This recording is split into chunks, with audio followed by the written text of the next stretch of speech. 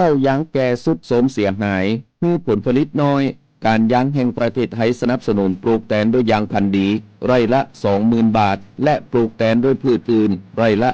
12,000 บาทแค่เป็นเกษตรกรตีขึ้นทะเบียนกับกยท.มีส่วนบนพื้นที่ดินถูกกฎหมายเก้ายางอายุเกิน25ปียื่นกำขอได้ตามสิทธิ์เลือกรูปแบบปลูกแตนทั้งปลูกยางพันธุ์ดีไม่ยืนต้นเศรษฐกิจหรือสวนยางยั่งยืนมีเงินทุนพร้อมช่วยเหลือติดต่อได้ที่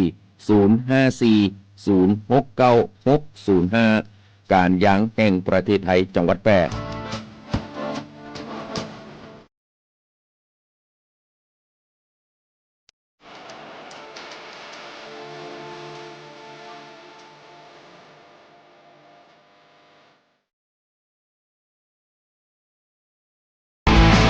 เชิญร่วมชมและเชียร์กิจกรรมวิ่งส่งเสริมการท่องเที่ยวเสริมมงคลอุดมบารมีด้วยวัฒนธรรมล้านนามูเตรันล้านนาตะวันออกสนามที่ 1 วันอาทิตย์ที่ 26 เมษายน 2569 เส้นทางผ่านเมืองเก่าสัมผัสศิลปะล้านนาและวิถีชุมชนพร้อมสักการะสิ่งศักดิ์สิทธิ์คู่มือจุดสตาร์ทและฟินิชสนามหลวงจังหวัดแพร่วิ่งมูเตรันล้านนาตะวันออก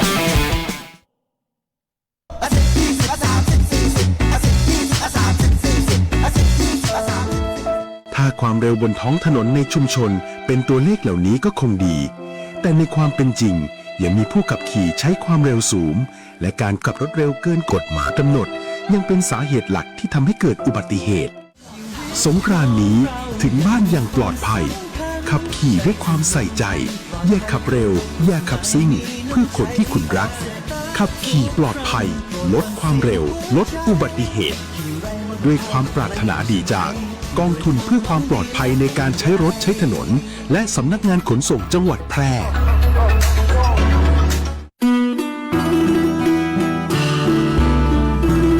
มอห้อมไม้ซักถิ่นหักพระล้อจ่อแฮสีเมืองหรือเลื่องแพะเมืองผีขนแป่นี่ใจงามเจ้าจังหวัดแพร่ขอต้อนรับนักท่องเที่ยวทุกท่านตีมาเยือนหมู่เฮาด้วยความยินดียิ่งเจ้า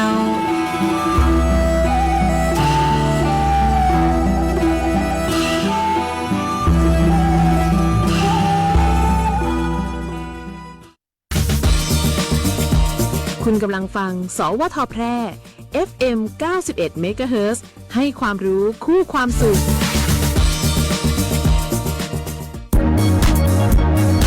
ครอบคลุมกว้างไกลสื่อสารฉับไว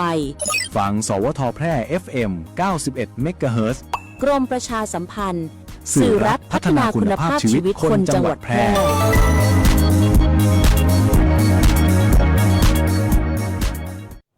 ที่นี่สถานีวิทยุกระจายเสียงแห่งประเทศไทยจังหวัดแพร่จากนี้ไปขอเชิญติดตามรับฟังรายการเสียงจากอปมช.แพร่ผลิตรายการโดยอาสาสมัครประชาสัมพันธ์ประจำหมู่บ้านและชุมชนจังหวัดแพร่ครับ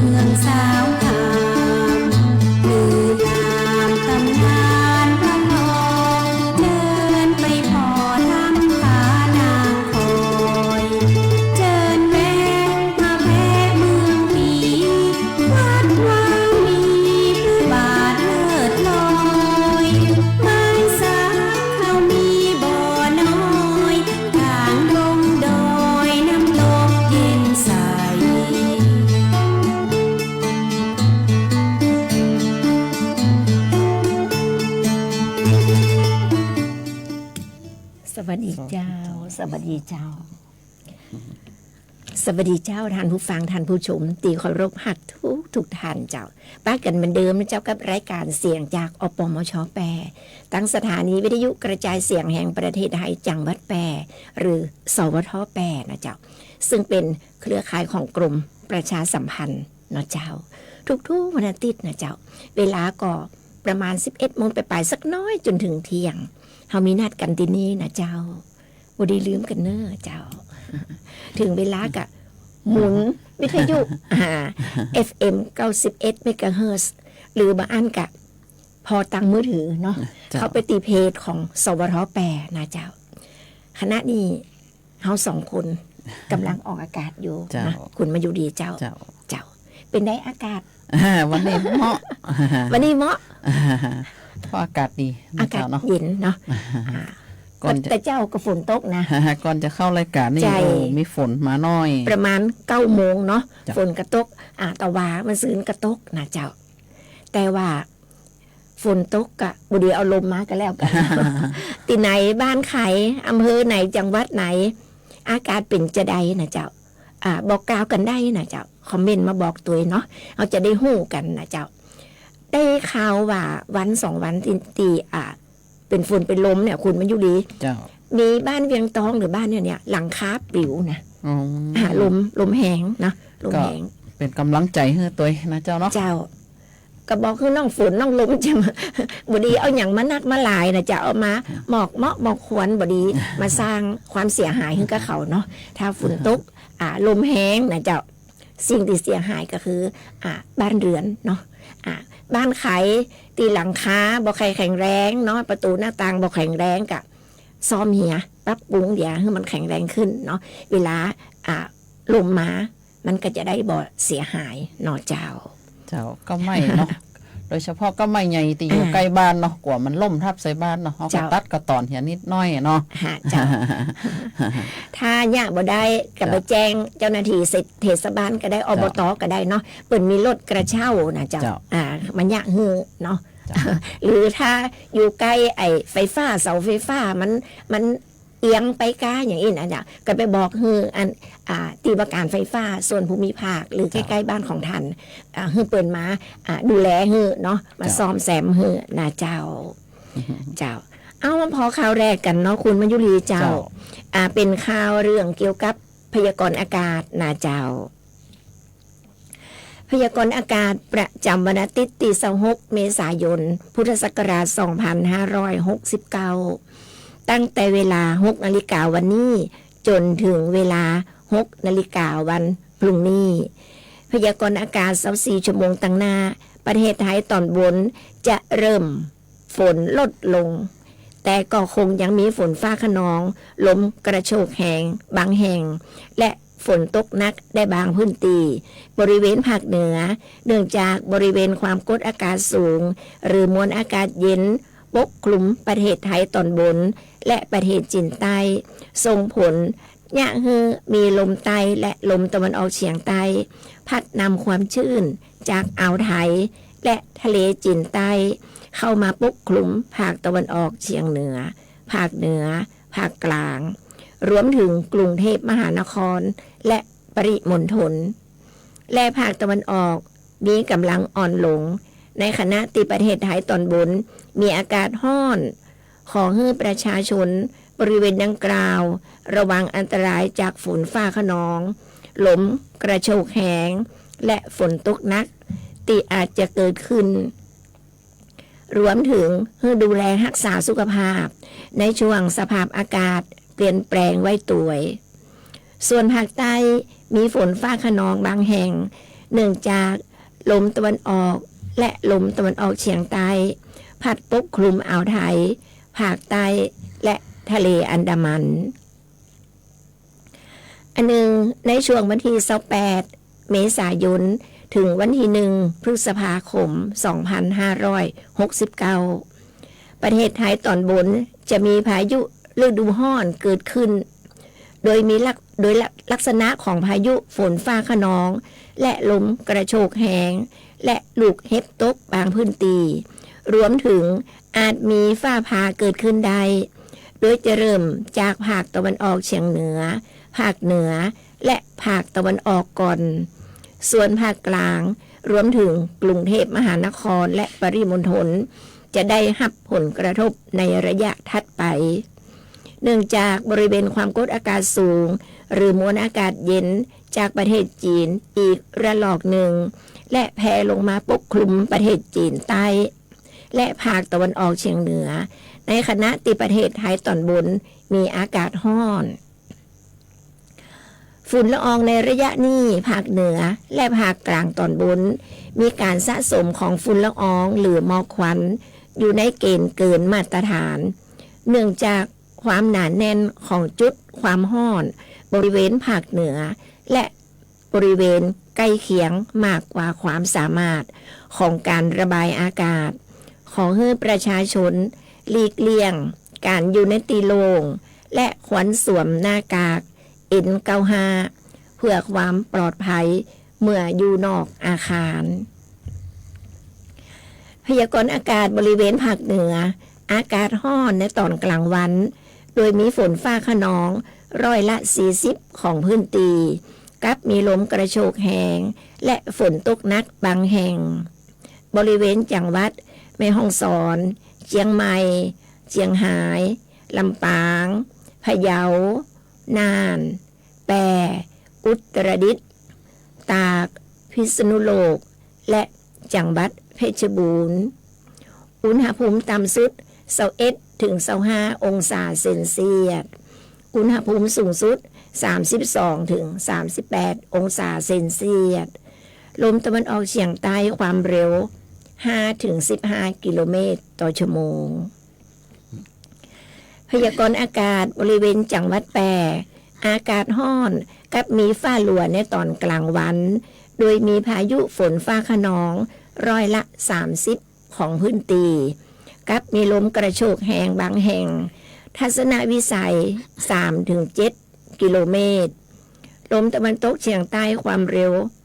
5-15 กิโลเมตรต่อชั่วโมงอุณหภูมิสูงสุดที่สถานีอุตุนิยมวิทยาแปรตะวานี่วัดได้ 31.0 องศาเซนเซียสอุณหภูมิต่ำสุดที่สถานีอุตุนิยมวิทยาแปรตะเจ้านี่วัดได้ 24.6 องศาเซนเซียสคาดว่าอุณหภูมิสูงสุดบ่ายวันนี้ประมาณ35องศาเซนเซียสคาดว่าอุณหภูมิต่ำสุดเจ้าวันพรุ่งนี้ประมาณ24องศาเซนเซียสปริมาณน้ำฝนตั้งแต่เวลา 7 นาฬิกาตะวานี่จนถึงเวลา 7 นาฬิกาวันนี้วัดได้ 1.6 มิลลิเมตรวันนี้ดวงอาทิตย์ตกเวลา 18 นาฬิกา 39 นาทีวันพรุ่งนี้ดวงอาทิตย์ขึ้นเวลา 5 นาฬิกา 55 นาทีก็ต้องขอบคุณสถานีอุตุนิยมวิทยาแปรที่เป็นผู้ข้อมูลมานะเจ้า เจ้าเกี่ยวกับพยากรณ์อากาศนะเจ้าเนาะท่านก็ต้องติดตามตลอดนะเพราะว่าช่วงเนี้ยเป็นช่วงเขาห้องว่าพายุฤดูร้อนนะเจ้าเนาะหลายบ้านเรือนก็ได้รับความเสียหายอันนี้ก็เป็นห่วงเป็นใยพ่อแม่พี่น้องจากรายการเสียงจากอปมช.แปรของเฮานะเจ้าเนาะเจ้าก็ติดตามไว้ก็ดีเหมือนกันนะเจ้าเนาะบางครั้งบางทีเนี่ยเขาปลูกข้าวของอย่างไว้โอ้ยเป็นดีอินดู มาเฮ็บตกนะเจ้าเนาะให้เฮ็บตกต่างจังหวัดก็ดีหรือว่าจังหวัดแปรเฮาก็ดีเนาะวันนั้นก็หันที่ว่าเชียงใหม่เนาะต้นไม้เปิ้นกำลังเป็นหน่วยงามๆนะมาเฮ็บมาตกใส่เหี่ยโอ้ยเสียหายหมดเนาะเจ้าแล้วก็ฝนตกมาก็ดีไปอย่างนะคุณไม่ดูดีเจ้าแต่มันก็ดับฮ้อนไปได้นะเจ้าเนาะดับฮ้อนแล้วก็ดับฝุ่น PM 2.5 ได้นะเจ้าวันนี้ PM 2.5 ตีจังหวัดแปรอยู่ในโซนสีเหลืองนะเจ้าโซนสีเหลือง 34.6 ไมโครกรัมต่อลูกบาศก์เมตรก็ถือว่าอยู่ในเกณฑ์ปานกลางนะเจ้าปานกลางเนาะเป็นมี5สีด้วยกันนะเป็นมี5สีด้วยกันสีเหลืองก็อยู่ปานกลางแล้วก็ถ้าสูงไปแหมน้อยก็สีส้มถ้าสูงไปแหมก็สีแดงนี่คือ อันตรายนะเจ้าฝนตกมามันก็ดีไปอย่างต้นไม้ใบหญ้าเฮาก็งามนะเจ้าเนาะหญ้านี่ตอนเฮาฝนมาตกมันก็ตึงงามเนาะพักไม้เฮานี่ก็ที่เฮาปลูกนี่ก็ฮดน้ำมาเตอะนะตึงวันน่ะมันก็แห้งก็เหี่ยวไปติ๊กๆแต่ถ้าฝนตกมาปุ๊บเนี่ยน้ำฝนมันมีไฮโดรเจนนะเจ้าเนาะก็หญ้าต้นไม้ที่เฮาปลูกน่ะงามขึ้นนะเจ้าเนาะเฮาก็มาโอ้ถึงข่าวเกี่ยวกับสำนักงานตรวจเงินแผ่นดินพนึกกำลังสปท3และก็เครือข่ายประชาสัมพันธ์8จังหวัดภาคเหนือตอนบนบูรณาการกลไกนะเจ้าเนาะกลไกการสื่อสารเพื่ออำนวยความเป็นธรรมแก่ประชาชนนะเจ้าเนาะวันที่23เมษายน69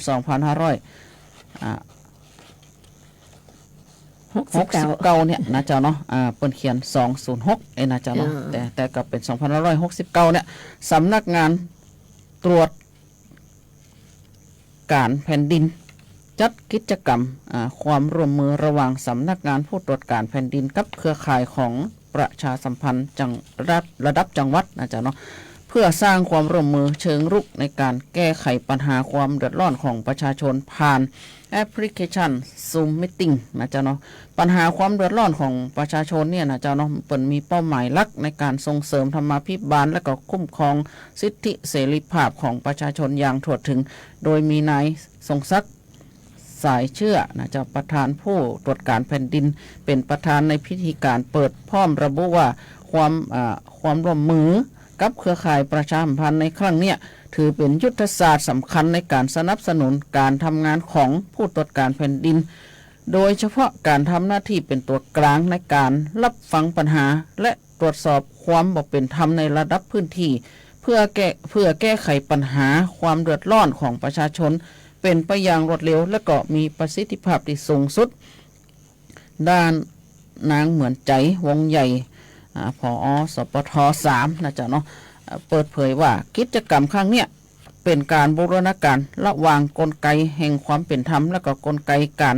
สื่อสารสาธารณะนะโดยสปท3พร้อมระดมกำลังจากสื่อในสังกัดนะจ๊ะเนาะทั้งสถานีวิทยุกระจายเสียงแห่งประเทศไทยหรือสวท.สถานีโทรทัศน์แห่งประเทศไทย NBT เครือข่ายวิทยุ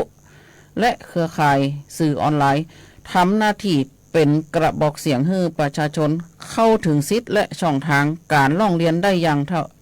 เท่าเทียมโอกาสนี้เครือข่ายประชาสัมพันธ์8จังหวัดภาคเหนือตอนบนประกอบด้วยเชียงใหม่เชียงรายลำปางลำพูนแปร่น่านพะเยาและก็แม่ฮ่องสอนภายใต้การนำของสำนักงานประชาสัมพันธ์จังหวัดได้นำเสนอแนวทางการมีส่วนร่วมในการประชาสัมพันธ์เรื่องราวร้องเรียนและก็ช่องทางการร้องเรียนในระดับพื้นที่เพื่อสร้างการรับรู้และก็ส่งเสริมให้ประชาชนเข้าถึงกระบวนการยุติธรรมได้โดยง่ายตอกย้ำความพร้อมของเครือข่ายของสื่อมวลชนในภาคเหนือเพื่อจะร่วมขับเคลื่อน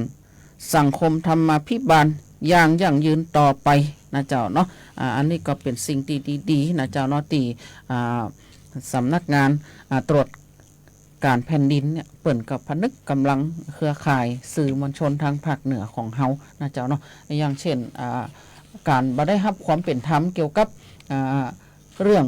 จราจรก็ดีอย่างก็ดีนะเจ้าเนาะหรือว่าบางครั้งบางทีเนี่ยต่างอำเภอเนาะมันอยู่ไกลไอ้เขาห้องว่ามันอยู่ในถิ่นธุรกันดารไฟฟ้าเข้าบ่ถึงนะเจ้าเนาะไฟฟ้าเข้าบ่ถึงอันนี้สำนักงานตรวจการแผ่นดินเนี่ยเปิ่นก็ลงไปตรวจสอบนะเจ้าเนาะก็ทำให้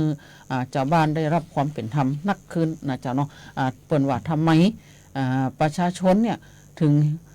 เวลาเลือกตั้งสสหรือสทหรือการเมืองท้องถิ่นน่ะทำไมถึงบ่ไปเลือกตั้งเพราะสาเหตุอย่างเขาบอกว่าเขาเลือกตั้งไปแล้วก็บ่ได้รับผลประโยชน์อะไรหยังเพราะอันหยังนะเลือกตั้งไปแล้วก็บ่ได้เฮยนะตอนก่อนที่จะเลือกตั้งเนี่ยไปสัญญากับเขาว่าจะได้อันโน่นได้นี่นะเจ้าน้องพอสำนักงานตรวจการแผ่นดินเข้าไปดูแล้วนะเขาบอกไปลงคะแนนเพราะอันหยังนะเจ้าเนาะเพราะว่า เขาอยู่มา50กว่าปีก็ว่าได้ก็แม่ตุ้ยตีว่าเขาบ่ได้มีการบ่มีไฟฟ้าใจเลยนะเจ้าเนาะพอสำนักงานตรวจการแผ่นดินเข้าไปเนี่ยไปช่วยเหลือไปดูแลนะเจ้าเนาะไปประสานให้เนี่ยเจ้าเนาะเขาก็ได้ไฟใจประมาณปีแล้วหรือปีซื้ออย่างเนี้ยประมาณเนี้ยนะเจ้าเนาะเขาอยู่เจนปอเจนแม่เขามาแล้วเนี่ยพอดีเฮา2คนเนาะก็มีโอกาสได้เข้าไปประชุมรวมนะเจ้าตีห้องประชาสัมพันธ์จังหวัดแปรนะเจ้าเนาะเจ้าได้สิ่งที่ดีๆหลายอย่างนะเจ้าข่าวต่อไปเฮามาพอข่าวเกี่ยวกับไฟไหม้ก็คุณมายุรีอากาศร้อนแห้งแล้งเนาะใบไม้ใบหญ้าก็แห้งนะเจ้าโดนไฟน้อยเดี๋ยวมันก็ลามเนาะเจ้าเนาะอันนี้เฮามาพอไฟไหม้เนาะเกิดขึ้นที่กลางตุ่งนานะเจ้าหรือว่ากลางตุ่งเนาะกลางตุ่งนานะเจ้าเมื่อวันที่23เมษายนที่ผ่านมานี้นะเจ้าได้เกิดเหตุไฟไหม้หลังห้างโฮมโปรจังหวัดแปรนี่นะเจ้าแล้วก็ใกล้ปั๊มน้ำมันบางจากนะเจ้าท่านผู้ว่าราชการจังหวัดแปรนายสมชัยเลิศประสิทธิพันธ์ปุ่นรุดไปบัญชาการด้วยตัวเองเลยนะเจ้าเร่งไปเลยนะเจ้าท่านผู้ว่านะหนังไม่ได้แล้วขอใจฟังไปเลยนะคุณพยุรีเพราะว่ามันเป็นตรงหญ้าตรงกลางตุ่งเนาะหญ้าหนักนะเจ้าท่านผู้ว่าราชการจังหวัดแปรก็รุดไปเลยนะเจ้าไปพร้อมกับเจ้าหน้าที่นะเจ้าที่มีส่วนเกี่ยวข้องนะเจ้าพร้อมกับอาสาดับไฟป่าเข้าตรวจสอบตีไฟไหม้นะเจ้าเป็นบอกว่าเป็นกลางทุ่งนานะเป็นกลางทุ่งนากว้างนะเจ้าหลังห้างโฮมโปรและก็ใกล้ปั๊มน้ำมันบางจากไฟได้ลุกนะเจ้าลุกลามอย่างนักเนาะเพราะว่าช่วงนั้นน่ะตีไฟไหม้เนี่ยคืออากาศมันร้อนนะไฟก็ได้ลุกลามอย่างเร็วเลยนะเจ้าและบริเวณนั้นเป็นบริเวณตรงหญ้าตุ่งหญ้าแห้งซึ่งเป็นเจือไฟอย่างดีนะเจ้าเจือไฟอย่างดีท่านผู้ว่าราชการก็ได้ขอความสนับสนุนนะเจ้ารถน้ำหรือว่ารถดับเพลิงเนาะจากองค์กรปกครองส่วนท้องถิ่นที่อยู่ใกล้ๆนะเจ้ามาระดมกันเข้าพื้นที่เพื่อสกัดไฟไหม้นะเจ้าเพื่อบ่ให้ลุกลามไปวงกว้างเพราะว่าใกล้ๆนั่นก็มีบ้านเรือนนะมีบ้านเรือนหนักเหมือนกันนะคุณอยู่ดีเจ้ามีบ้านเรือนและผู้อาศัยอยู่เนาะแต่ในที่สุดนะเจ้าในที่สุดก็สามารถดับไฟไว้ได้นะเจ้าเพราะว่ามีรถดับเพลิงหนักนะเจ้ามีเป็นเกือบ10กว่ากันนะเจ้ามาช่วยกันเนาะดับไฟก็ใช้เวลาประมาณเกือบชั่วโมงเหมือนกันนะเจ้าใช้เวลาประมาณเกือบชั่วโมงก็สามารถควบคุมไฟได้นะเจ้าเดชบุญนะเจ้าเดชบุญคุณมายุรีเจ้าบ่โดนบ้านเรือนเขาบ่ได้ลามไปบ้านเรือนเขานะเจ้าแล้วก็บ่มีใครได้รับความเสียหายเนาะบ่มีใครได้รับบาดเจ็บหรือว่า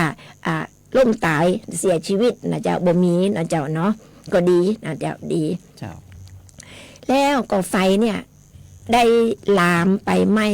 พื้นตีเนี่ยประมาณ20 กว่าไร่ก่อนนะเจ้าโหมันใจน้อยเลยเนาะมันใจน้อยนะ20 กว่าไร่เพราะมันมีลมตัวเนาะลมแหงตัวนะเจ้า20 กว่าไร่ก็ดีนะดีบ่ได้ไปโดนบ้านเขาแหมน้อยเดียวนะเจ้าแหมน้อยเดียวก็จะไปถูกบ้านเขาเนาะไหม้บ้านเขานะเจ้าเปิ่นสกัดไว้ได้นะเจ้าเพราะว่าเป็นตีนาเนาะเจ้าเนาะผู้ว่าราชการจังหวัดแปรเปิ่นก็กล่าวนะเปิ่นก็บอกว่าสถานการณ์ไฟป่าหมอกควันเนี่ยในช่วง 3-4 วันที่ผ่านมาเนี่ยก็รู้สึกว่าคลี่คลายลงนะเจ้าคลี่คลายลงแต่ก็ยังมีคนหลอกเนาะจุดไฟเผาผ่องอย่างนี้นะเจ้ามันก็มีผ่องและเปิ่นสามารถจับกลุ่มผู้กระทำผิดได้กว่า70 รายก่อนนะกว่า70 รายก่อนนะเจ้านะแล้วก็อยู่ในระหว่างดำเนินคดีอยู่นะเจ้าเพราะฉะนั้นอันไหนที่เปิ่นห้ามที่เปิ่นประกาศเนาะที่เปิ่นขอร้องเขาก็ควรจะให้ความร่วมมือนะเจ้าอย่างไฟเนี่ยเปิ่นว่าขอร้องประกาศก็แล้วขอร้องก็แล้วก็ยังมีการจุดการเผากันอยู่นะเจ้าผลที่กระทบก็คือความเสียหายนะเจ้าเนาะเพราะฉะนั้นก็คือระมัดระวังกันไว้นะเจ้ามันบ่ได้กระทบต่อสัตว์ ป่าอย่างเดียวนะเจ้าเนาะมันกระทบมาถึงตัวหมู่เฮาตัวเพราะว่าฝุ่น PM 2.5 เนี่ยนะเจ้าเนาะมันน้อยมากเลยนะเจ้าเนาะโดยเฉพาะหมู่เฮาเนี่ยเป็นผู้สูงอายุกลุ่มบางเนี่ยนะเนาะถ้ามันเข้าปอดไปแล้วเนี่ยนะเจ้าเนาะมันอันตรายนะเจ้าเนาะเป็นบอกว่าเป็นละอองน้อยๆเล็กๆพอด้วยตาเปล่าเห็นน้อยกว่าเส้นผ่าศูนย์กลางของเฮาเส้นผมของเฮาเนี่ย8 เท่ากันนะเจ้าโอ้โหมันน้อยขนาดไหนอ่ะเจ้านะปอดของเฮาเนี่ยมันจะเป็นจะได้นะเจ้าเนาะถ้าหากว่าท่านเผาไปเนี่ยนะเจ้าเนาะอินดูสัตว์ป่านะเจ้าเนาะจะเป็นนกหนูหูปีกหรือว่าจะเป็นงูเนี่ยเปิ่นเลื่อยบัตันนะเจ้าเนาะอาจจะโดนไฟไหม้ไฟลวกตายไปในกองเพลิงหรือมาอันก็เป็นพิกงพิการนะเจ้าเนาะตอนนั้นมานึกถึงหมู่เฮานะเจ้าเนาะมานึกถึงย้อนถึงตัวเฮาเนี่ยเฮาโดนไฟไหม้ไฟคลอกนะเจ้าเนาะเฮากับพิการได้เช่นเดียวกันเหมือนสัตว์หมู่นั่นนะเจ้าเนาะท่านพอดีไปเผานะเจ้าเนาะอินดูเขาเนาะป่าคือบ้านของเขานะเจ้าเนาะชีวิตภัยใครก็หักนะเจ้าเนาะเขาห้องว่าปลาเนี่ยเป็นซุปเปอร์มาร์เก็ตอย่างดีนะเจ้าเนาะและเป็นแหล่งอาหารอย่างดีของหมู่เฮาเนาะบ่ไปเผาละนะเจ้าเนาะเจ้าช่วงนี้เฮาขอเบรกเนาะฟังเพลงในรายการฟังสิ่งตีน่าดีๆจากสวท8ของเฮานะเจ้าเดี๋ยวช่วงหลังก็มาฟังข่าวกันต่อแหมเนาะเจ้าเจอเลยเจ้า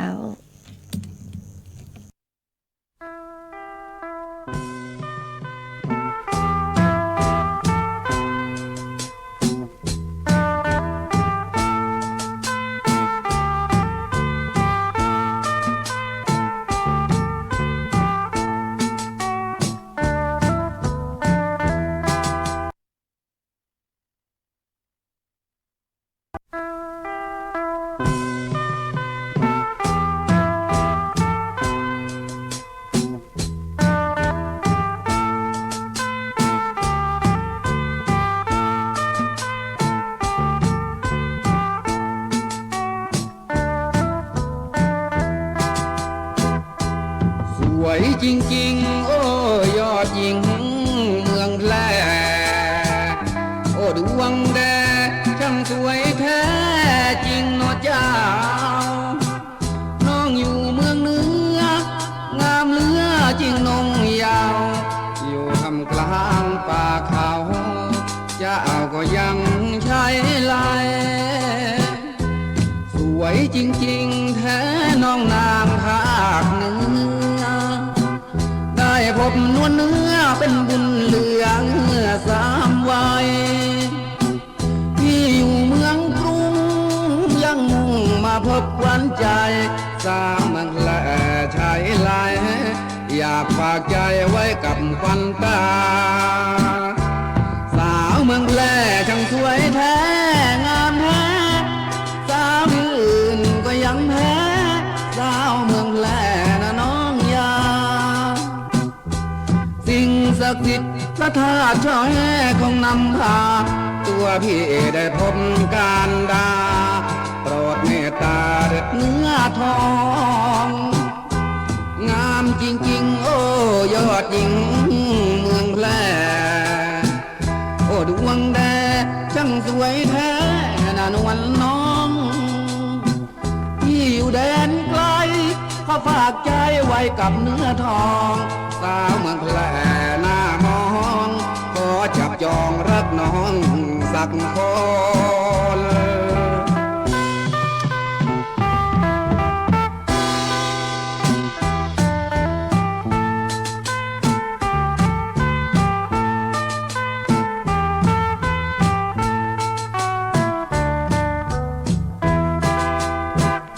สาวเมืองแพร่ช่างสวยแท้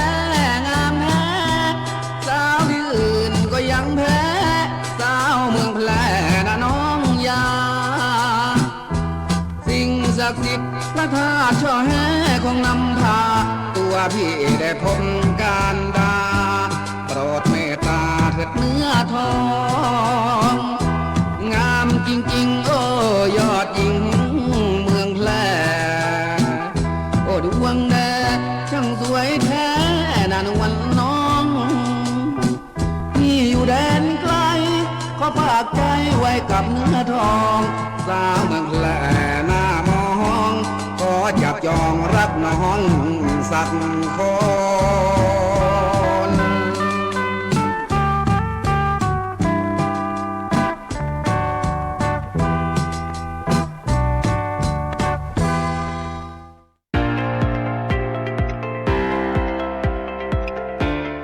นีวิทยุกระจายเสียงแห่งประเทศไทยจังหวัดแพร่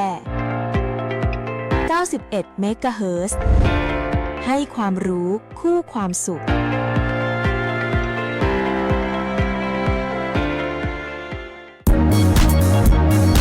ครอบคลุม กว้างไกลสื่อสารฉับไว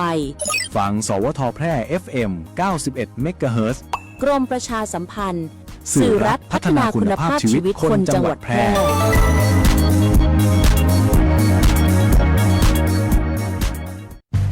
ตาขวางเดินโซเซห่างตกลิ้นห้อยน้ำลายย่อยแม่นเลยเจ้าสัตว์เลี้ยงของท่านกำลังเป็นโรคพิษสุนัขบ้า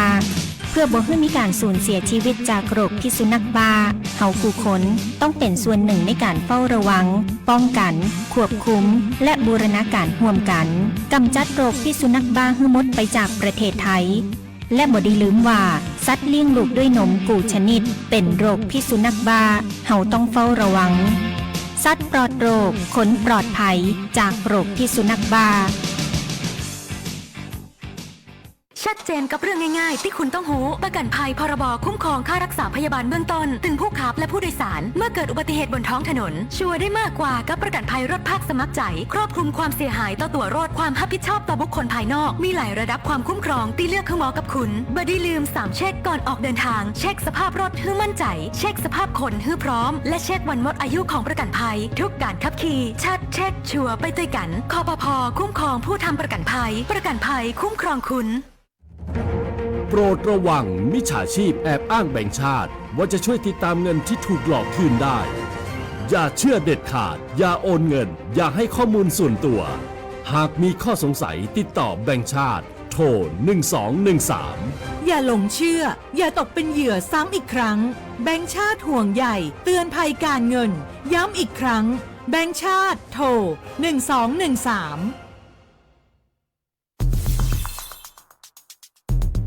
แค่ 3 ปีความเสียหายจากอาชญากรรมไซเบอร์ของคนไทยพุ่งทะลุถึง 94,000 ล้านบาทหรือเฉลี่ยปีละ 30,000 ล้านบาททุก1ชั่วโมงเราเสียเงินกว่า 3.4 ล้านบาทให้กับมิจฉาชีพออนไลน์โจรไม่เห็นใจคนอาชีพไหนอายุเท่าไหร่สถานะทางการเงินแบบใดหมอพ่อค้านักธุรกิจนักเรียนแม่บ้านข้าราชการเกษียณทุกคนตกเป็นเหยื่อได้เสมอและวันหนึ่งอาจเป็นคุณหรือคนที่คุณรัก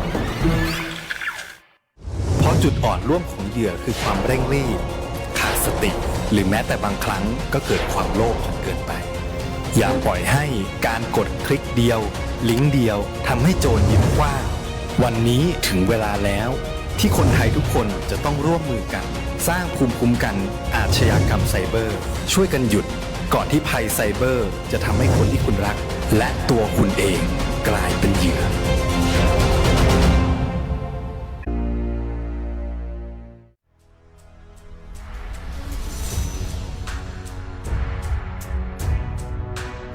อันตรายต้องระวังมุกใหม่มิจฉาชีพสวมร้อยเหยื่อโดยใจบัตรประชาชนปลอมแปลงเอกสารราชการด้วยการตัดต่อหูภาพมิจฉาชีพอาจจะได้หูบัตรประชาชนของเหยื่อจากการหลอกให้ส่งเอกสารเช่นการรับสมัครงานทำงานออนไลน์หรือกรอกข้อมูลผ่านเว็บสมัครงานปลอมๆที่มิจฉาชีพสร้างขึ้นมาเมื่อได้ข้อมูลแล้วมิจฉาชีพจะใช้โปรแกรมแต่งภาพเพื่อตัดต่อภาพใบหน้าของตัวเก่าให้เข้ากับบัตรประชาชนของเหยื่อจากนั้นสวมรอยลงทะเบียนซิมการ์ดใหม่เมื่อได้ซิมใหม่แล้วเบอร์โทรศัพท์ของเหยื่อจะถูกโอนมาอยู่ในมือของมิจฉาชีพหรือการสวมรอยเข้าระบบบัตรเครดิตเมื่อได้เบอร์โทรของเหยื่อมิจฉาชีพจะใช้เบอร์นี้กู้คืนรหัสผ่านบัญชีธนาคารหรือบัตรเครดิตของเหยื่อทำธุรกรรมออนไลน์และขอรหัส OTP รหัสจะถูกส่งไปที่ซิมที่มิจฉาชีพถืออยู่มิจฉาชีพสามารถใช้รหัส OTP ทำธุรกรรมทางการเงินโอนเงินหรือซื้อของโดยที่เหยื่อบ่ฮู้ตัวบ่ได้ฮื้อบัตรประชาชนกับผู้คนแปลกหน้าหรือลงทะเบียนไว้ในเว็บที่บ่น่าเชื่อถือมันตรวจสอบธุรกรรมการเงินและแจ้งธนาคารทันทีหากพบความผิดปกติเพื่อป้องกันความเสียหายบ่ได้เจือบอดีอู้บอดีโลกบอดีโอนเพื่อประชาชนปลอดภัยจากมิจฉาชีพด้วยความห่วงใยจากสำนักงานประชาสัมพันธ์ที่ 3 กรมประชาสัมพันธ์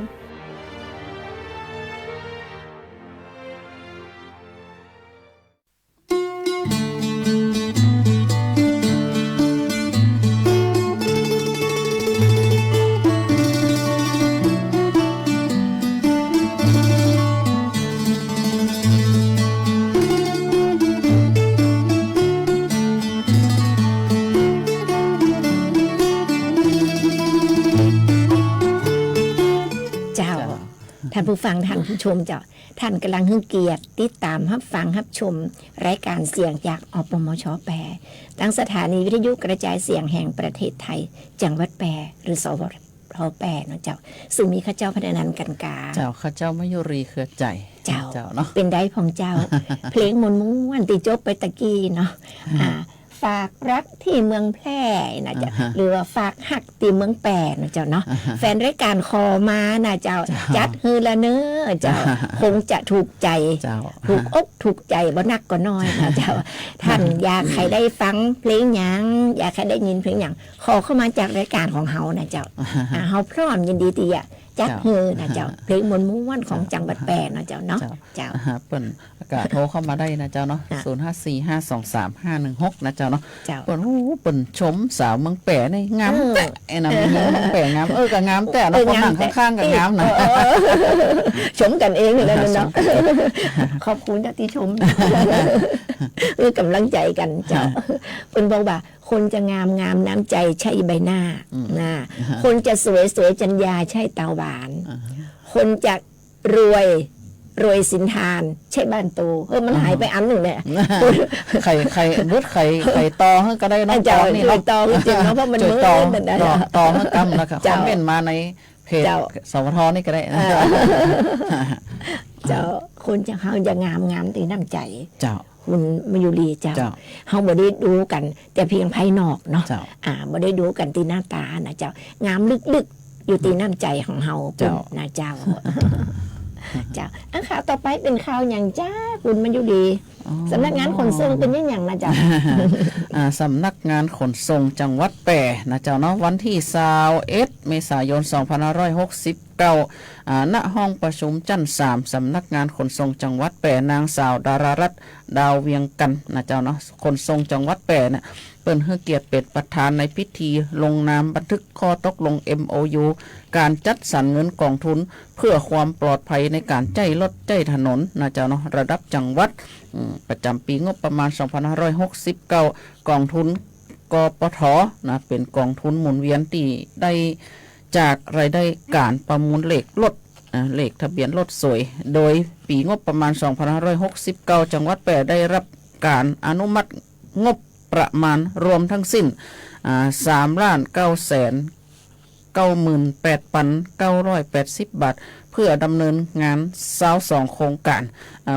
มุ่งเป้าหมายสำคัญในการลดอัตราการเสียชีวิตบนท้องถนนให้ต่ำกว่า12คนต่อประชากร 100,000 คนภายในปี 2570 นะเจ้าเนาะการบูรณาการความร่วมมือกับ15หน่วยงานภาคีเครือข่ายประกอบโดยสำนักงานขนส่งจังหวัดแปรที่ทำการปกครองจังหวัดแปรตำรวจภูธรจังหวัดแปรสำนักงานสาธารณสุขจังหวัดแปรสำนักงานป้องกันและบรรเทาสาธารณภัยจังหวัดแปรสำนักงานศึกษาธิการจังหวัดแปรสำนักงานคุมประพฤติจังหวัดแปรและสถานศึกษาในพื้นที่ได้แก่วิทยาลัยอาชีวศึกษาโรงเรียนอนุบาลแปรโรงเรียนถิ่นโอภาสวิทยาโรงเรียนวิไลเกียรติอุปถัมภ์โรงเรียนสูงเม่นอุปถัมภ์โรงเรียน2พิทยาโรงเรียนเด่นใจประชานุกูลและโรงเรียนป่าแดงรัฐราชรังสรรค์การลงนามในครั้งนี้ถือเป็นการก้าวสำคัญในการผนึกกำลังขับเคลื่อนมาตรการป้องกันอุบัติเหตุและสร้างนวัตกรรมการขับขี่ปลอดภัยเกิดขึ้นอย่างยั่งยืนในจังหวัดแปรนะเจ้าเนาะอันนี้ก็สำนักงานคุมประพฤติเนี่ยเพิ่นก็ติดตามนะจ๊ะเนาะติดตามคุมประพฤติคนที่ขับรถแล้วไปโจรคนอื่นหรือว่าขับรถเร็วกว่ากฎหมายกำหนดนะจ๊ะเนาะเปิ้นก็ได้มีการไปอบรมนะจ๊ะเนาะไปอบรมที่สำนักงานคุมประพฤตินะจ๊ะเนาะสำนักงานคุมประพฤติเนี่ยนะจ๊ะเนาะตะวาเจ้าก็ได้มีโอกาสเข้าไปประชุมสมัยวิสามัญครั้งที่2นะจ๊ะเนาะการคุมประพฤติของผู้ขับรถใจถนนนี่นะเจ้าเนาะขับแล้วดื่มแล้วเมาเราไปขับไปโจรคนอื่นนี่นะเจ้าเนาะเจ้าก็เคยได้เป็นวิทยากรร่วมกับสำนักงานคุมประพฤตินะเจ้าเนาะเปิ่นก็ได้ฮื้อเฮาเนี่ยไปปรับเปลี่ยนพฤติกรรมนะดื่มไม่ขับนี่นะเจ้าเนาะดื่มบ่ขับนะเจ้าเนาะถ้าหากว่าทางท่านใดเนี่ยนะเจ้าเนาะ เมาเหล้าแล้วก็ไปขับรถไปโจรคนอื่นอย่างนี้นะเจ้าเนาะเปิ้นก็มาคุ้มประพฤตินะเจ้าเนาะตีหน้าโรงพยาบาลแปะของเฮาเนี่ยนะเจ้าเนาะเปิ้นก็เอาไปทำคุณประโยชน์นะเจ้าเนาะแล้วก็จะให้คนที่ถูกคุมประพฤติเนี่ยได้หันคุณค่าของตัวเก่าว่าตัวเก่าเนี่ยบ่ได้ไร้คุณค่านะเจ้าเนาะตัวของเฮาเนี่ยก็มีคุณค่ามีประสิทธิภาพทำประโยชน์เพื่อสังคมได้เช่นเดียวกันนะเจ้าเนาะ เจ้า ก่อนที่จะมาฟังข่าวของกรมการปกครองนะตะกี้ปีอูไปขาดไปวักหนึ่งจะต้องมาโอใหม่นะเจ้า ลืมไปตะกี้นะนึกปวดตันนะเจ้ามาเดี๋ยวนี้นะเป็นบอกว่าคนจะงามน้ำใจใช่ใบหน้านะคนจะสวยจัญญาใช่ตาหวานคนจะแก่ความรู้ใช่อยู่นานคนจะรวยสินทานใช่บ้านโตอันนี้แม่นลื่นนะเจ้าเนาะไม่อยู่ดีเนาะเจ้าเนาะ เอามาฟังข่าวกันต่อเลยเนาะเจ้าข่าวจากกรมการปกครองนะเจ้าข่าวเปิ้นบอกว่าหลายจังหวัดนะเจ้าของประเทศไทยกำลังเผชิญวิกฤตประชากรลดลงนะประชากรลดลงนะเจ้าจากข้อมูลสถิติของกรมการปกครอง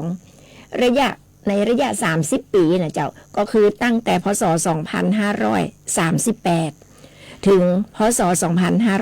2568 เปิ่นว่าพบพื้นที่ที่เผชิญกับภาวะประชากรลดลงอย่างรุนแรงและต่อเนื่องที่สุดนะก็คือภาคเหนือนะเจ้าภาคเหนือประชากรลดลงภาคเหนือภาคกลางตอนบนพ่อแม่พี่น้องเจ้าเปิ่นบอกว่าจังหวัดแปรติดอันดับหนึ่งแหละจังหวัดแปรถูกต้องเลยเจ้าครองอันดับหนึ่งประชากรลดลงถึงลด 15.41% นะเจ้าสูงสุดนะเจ้าสูงสุดและจังหวัดที่มีประชากรลดลงแหมนะเจ้านอกจากจังหวัดแปรเป็นอันดับหนึ่งแล้วก็มีจังหวัดพิจิตรจังหวัดลำปางพะเยาและจังหวัดสิงห์บุรีนะเจ้าเปิ้นบอกว่าการที่ประชากรลดลงเนี่ยสะท้อนถึงโครงสร้างประชากรที่เข้าสู่วัยสูงวัยนะเจ้าเข้าสู่สังคมสูงวัยอย่างเต็มรูปแบบประกอบกับการย้ายถิ่นฐานของวัยแรงงานและคนรุ่นใหม่เข้าสู่เมืองศูนย์กลางเศรษฐกิจขนาดใหญ่นะเจ้าเฮามาพอกันเลยเนาะภาพรวมนะเจ้าภาพรวมประชากร10 ปีหลังนะเจ้าก็คือตั้งแต่พศ 2558 ถึงพศ 2568 นะเจ้า10 ปีหลังว่าประชากรจังหวัดไหนลดลงเท่าใดนะเจ้าอันดับหนึ่งก็คือจังหวัดแปรประชากรลดลงลบ 7.71% นะเจ้า 7.71%สองจังหวัดลำปางประชากรลดลงลบ 7.27%เจ้า3จังหวัดพะเยาประชากรลดลงลบ 6.36% 4จังหวัดสิงห์บุรีประชากรลดลงลบ 6.34% 5จังหวัดชัยนาทประชากรลดลงลบ 6.02% 6จังหวัดพิจิตรประชากรลดลงลบ 6.01% 7จังหวัดนครสวรรค์ประชากรลดลงลบ 5.93% 8จังหวัดอุตรดิตถ์ประชากรลดลงลบ 5.76% 9จังหวัดอ่างทองประชากรลดลงลบ 5.75% และ10จังหวัดสุโขทัยประชากรลดลงลบ 5.39% นี่ก็คือสถิติประชากรลดลง10 ปีหลังของกรมการปกครองนะเจ้าที่จริงเป็นมีตัวเลขเนาะลบเหลือตึงนะเจ้าแต่ข้าเจ้าก็บอกได้บอกเพราะว่าจะกินเวลาไปข่าวอันอื่นนะเจ้าเนาะแต่ก็ถือว่าลดลงเนี่ยจากอันนี้10จังหวัดที่ข้าเจ้าบอกเนาะจังหวัดแปรครองอันดับหนึ่งนะเจ้าเพราะฉะนั้นการแต่งงานเขาบอกควรจะคุมกำเนิดได้เลยเนาะมันเป็นไปบ่ได้นะเจ้าเนาะบางคนนี่มีลูกคนเดียวบางคนก็บอกเอาลูกเลยนะเจ้าเนาะมันเป็นไปบ่ได้นะเจ้าเนาะบางครั้งบางคนเขาก็บ่แต่งงานให้เลยเพราะอย่างเพราะว่าหลายอย่างเนาะประเดี๋ยวเนี่ยเลี้ยงได้แต่ ร่างกายจิต ใจ ใจ เลี้ เลี้ ย ย ง ง บ่ บ่ ได้ ได้ เจ้า นะเจ้าเนาะบางคนก็บ่อยากจะแต่งงานเลยบางคนก็บ่อยากจะมีลูกเลย เพราะว่าเศรษฐกิจก็บ่ค่อยดี ใช่แล้วเจ้า นะเจ้าเนาะ มันมี เกิดละออนมาคนเนี่ยโอ้โหกว่าจะส่งจบมหาลัยนะเจ้าเนาะใจเงินหนักเลยนะ ใจ ไม่ใช่ธรรมดานะ มั เจ้าน มี เนาะ สิ่งแวดล้อมหลายอย่างนะเจ้าเนาะ โอ้ยทั้ง เจ้า ปัญหาเศรษฐกิจ ปัญหาสปะสปิเนาะ ค่ะ โอ้ก็55แล้ว บาง นะ ค เจ้าน เนาะ ก็ว่าอยู่คนเดียวแหละสบายเนาะ จ้ะถ้าขออนุญาต ประชากรถึง ทักทาย ลด แฟนรายการก่อนกะมา55 อ๋อ นาที เจ้า แล้วนะเจ้า เจ้า เนาะ อ่าเชิ ข ญ อ เลย อนุ เจ้า ญาตทักทายแฟนรายการทั้ง8อำเภอแล้วก็ทักทายแฟนรายการทั้งหน้า Facebook นะเจ้าเนาะสวัสดีเจ้าคุณป้าจำนงอินตสุขสวัสดีเจ้าคุณสายน้ำบ่ไหลคืนนะเจ้าเนาะสวัสดีเจ้าคุณการจนาสวัสดีเจ้าคุณประวีนาสวัสดีเจ้าคุณพัฒนาโพธิมูลเปิ้นทรงหุ่มหัวใจมางามนะเจ้าเนาะ สวัสดีเจ้าคุณพี่สุรีรัตน์นะเจ้าเนาะสวัสดีเจ้าคุณนิยายนะเจ้าสวัสดีเจ้าคุณเดือนหรือวัฒนานนท์ปีบ่าวสุดหล่อของเฮาสวัสดีเจ้าคุณยุ้ยสวรักษ์นะเจ้าเนาะขอบคุณจัดนักจัดหลายตีท่านส่งกำลังแรงใจมาให้เฮานะเจ้าเนาะสวัสดีเจ้าคุณขนมไทยโบราณอันนี้ขนมเปิ้นล้ำนะเจ้าเนาะเปิ้นเนี่ยอยู่ที่ปุ้นนะเจียงแสนปุ้นนะเจ้าเนาะ จ้ะ แฟนรายการมาไกลนะเจ้าวันนี้นะเจ้าเนาะเจียงไฮ้เจียงแสนนะเจ้าเนาะแล้วก็มาจากทางอุตรดิตถ์พิษณุโลกหลายคนเลยนะเจ้าเนาะขอบคุณจัดนักจัดหลายนะเจ้าเนาะ ขอบคุณทุกๆคอมเมนต์นะเจ้านะทุกๆคอมเมนต์ของท่านก็คือกำลังใจของเราสองคนนะเจ้า จริงๆแล้วเวลาหมดแล้วนะ เจ้า จริงๆแล้วเวลาหมดแล้วนะเจ้าเนาะข่าวของเฮาก็ยังมีแหมหลายข่าวอยู่นะเจ้าก็คงจะแปะไว้เป็นอาทิตย์หน้าแหมแล้วนะเจ้าเนาะก่อนจะกันในวันนี้นะเจ้าข้าเจ้าก็ขอขอบคุณท่านผู้ฟังท่านผู้ชม ที่ได้ติดตามรับฟังรับชมรายการเสียงจากอปมชแปรด้วยดีเสมอมานะเจ้าขอขอบคุณเจ้าหน้าที่สวทแปรที่เคารพหักทุกคนนะเจ้าที่ได้ชี้แนะสิ่งที่ดีๆแล้วก็อำนวยความสะดวกให้กับรายการเสียงจากอปมชแปรด้วยดีเสมอมาเช่นกันนะเจ้าสำหรับวันนี้เวลาหมดเวลาเห็นแล้วข้าเจ้าพันธนันกันกา เจ้าข้าเจ้าไม่ยุรีเข้าใจ เจ้าต้องนำรายการเสียงจากอปมชแปรกราบคืนไปก่อนนะเจ้า ป้ากันใหม่อาทิตย์หน้าเนาะเจ้าเนาะสำหรับวันนี้ขอบคุณแล้วก็สวัสดีเจ้า สวัสดีเจ้า